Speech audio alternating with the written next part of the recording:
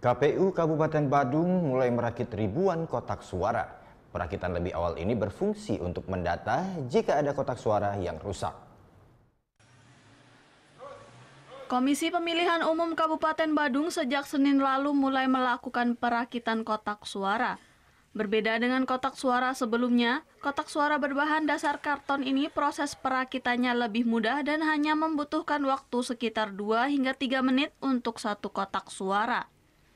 Kotak suara ini pada salah satu bagiannya dilapisi dengan mika plastik sehingga bisa memperlihatkan transparasi surat suara yang masuk.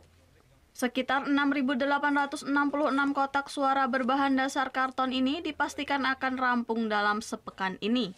Dengan langkah ini, kita akan melakukan proses penomoran kotak. Jadi sebanyak penomoran kotak itu 7.055 dari nomor 1 sampai 7.055. Kita akan tuliskan di kotak ini karena di sana ada nomor kotak. Pertama untuk mengantisipasi dan mencermati supaya tidak ada kotak yang nanti tertinggal pada saat proses perekapan.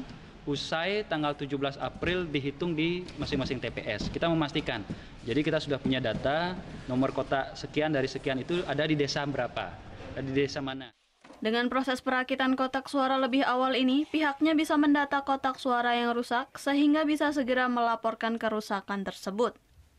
Hingga Rabu pagi, pihaknya menemukan sebanyak 5 kotak suara yang rusak seperti robek di beberapa bagian.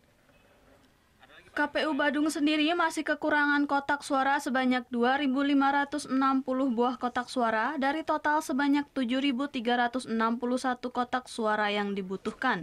Surya Sanjaya melaporkan untuk NET. Oh yang beneran? Iya, oke. Nah, udah kan nonton beritanya? Jangan lupa di-subscribe, di-like, dan juga di-komen ya akun YouTube dari Net Bali. Terima kasih udah subscribe. Yang belum, jangan sampai lupa. Di sebelah sini nih. Subscribe.